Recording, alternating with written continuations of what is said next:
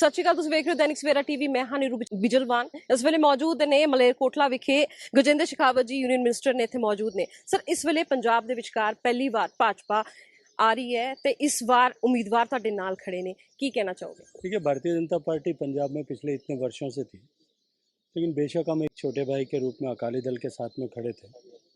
पिछले विधानसभा चुनाव में हमने एक प्रमुख दल के रूप में यहाँ चुनाव में अपनी भागीदारी सुनिश्चित की थी। विधानसभा के चुनाव में भी जो वोट, जिस तरह का माहौल था, जिस तरह से एक तरफा पंजाब की जनता ने आम आदमी पार्टी के पक्ष में मतदान किया था, लेकिन फिर भी भारतीय जनता पार्टी का वोट शेयर पिछले चुनावों के मुकाबले बढ़ा था। और इस विधानसभा चुनाव के बाद में, इस लोकसभा चुनाव में, इस बीच के कालखंड में 3 महीने में जिस तरह से आम आदमी की सरकार कंप्लीट फेलियर हुई है, हर मोर्चे पर फेल हुई है, लॉ एंड ऑर्डर सिचुएशन जिस तरह से डिटोरिएट हुआ है, पंजाब में आए दिन जिस तरह से हत्याएं हो रही है, और इसके साथ में जितने वादे पंजाब में सरकार ने किए थे, भगवंत मान सरकार है फेल टू डिलीवर, सारी एक भी वादे को पूरा नहीं कर पाई है। पंजाब की जनता अपने आप को ठगा हुआ महसूस कर रही है, अपने साथ धोखा हुआ ऐसा महसूस कर रही है, और एक सुरक्षित भविष्य के रूप में एकमात्र विकल्प के रूप में भारतीय जनता पार्टी की तरफ देख रही है। शेखावत जी, इत्थे लॉ एंड ऑर्डर की हर कोई गल करे, लेकिन आम आदमी पार्टी कहती है कि अकाली दल ते कांग्रेस की देन है, गैंगस्टर सारे।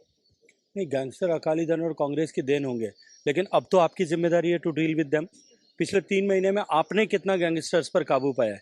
उल्टा इसके उलट जिस तरह से आपके जो सरकार बाइपोलर हो गई है, सरकार जो मल्टीपोलर हो गई है, rather I should say, power centres 3-3, 4-4 हो गए हैं यहाँ पे।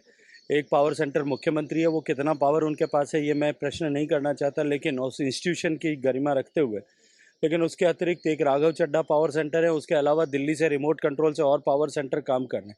उसके चलते जिस तरह से यहाँ पर ब्यूरोक्रेसी कंफ्यूज्ड है, और उसके कारण से जिस तरह से गैंगस्टर्स का, माफियाज का हौसला जिस तरह से बढ़ रहा है, आए दिन मर्डर्स हो रहे हैं। आज भी आपके सामने है कि कल रात में जो है गोलियां चली हैं, और उससे पहले जिस तरह से यहाँ पे पंजाब के फिल्म स्टार्स को, पंजाब के स्टार्स को, पंजाब के पॉप सिंगर्स को, पंजाब के प्लेयर्स को जिस तरह से एक्सटॉर्शन के लिए धमकी भरे कॉल आ रहे हैं, हर बिजनेस करने वाले आदमी के पास में जिस तरह से एक्सटॉर्शन के लिए कॉल आ रहे हैं, ये इसको रोकने की जिम्मेदारी से जो है भगवंत मान सरकार ये कह करके कि ये पिछले सरकारों का देन है, उससे कैसे भाग सकती है?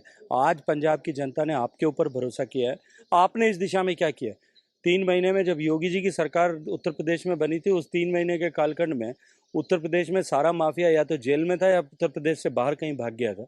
क्यों नहीं यहाँ पंजाब में इस तरह का हो पाया? क्योंकि पंजाब में सरकार कौन चला रहा है ये अभी ब्यूरोक्रेसी नहीं समझ पाई है, तो जनता कैसे समझ पाएगी? मान साहब रोड शो कर रहे हैं, उन रोड शो के विचकार वो कहते हैं कि मैं भ्रिष्टाचारियों के खिलाफ मुहिम छेड़ी है, लिस्ट तैयार की है, बार बार टंग रहा है, लेकिन चुप चुपीते टंगना पैंदा है, क्योंकि जो मैं दसता तो अगले दिन वो भाजपा च शामिल हो जाते हैं। उन रोड शोज में पंजाब में और स्पेशली इस कॉन्स्टिट्यूंसी में रोड शो में किस तरह का सत्कार मान साहब का जनता कर रही है, मुझे लगता है कि ये आपको लोगों को दिखाना चाहिए।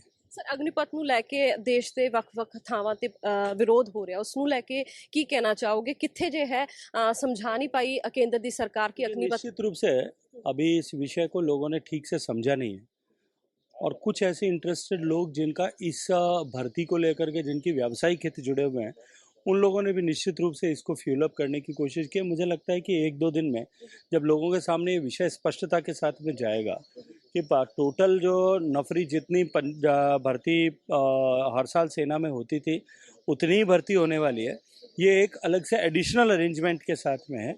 मुझे लगता है जिस दिन ये विषय कुछ दिनों में जैसे ही स्पष्ट होगा, ये सब विषय अपने आप समाप्त हो जाएगा। काबुल के गुरुद्वारे के विचकार जिस तरह की घटना वापरी हैगी है, SGPC हो गए या फिर इत्थे दी जितनी भी पार्टियां होगी, वो केंद्र तो वो लगा रहे हैं कि किते ना किते इसके उत्ते कार्रवाई होनी चाहिए। लेकिन निश्चित रूप से ये सबके लिए दुख और चिंता का विषय है, निश्चित रूप से सभी के लिए दर्द का विषय है, लेकिन जिस तरह के हालात अफगानिस्तान में, वो अफगानिस्तान के हालात आपसे और मेरे से छुपे हुए नहीं है।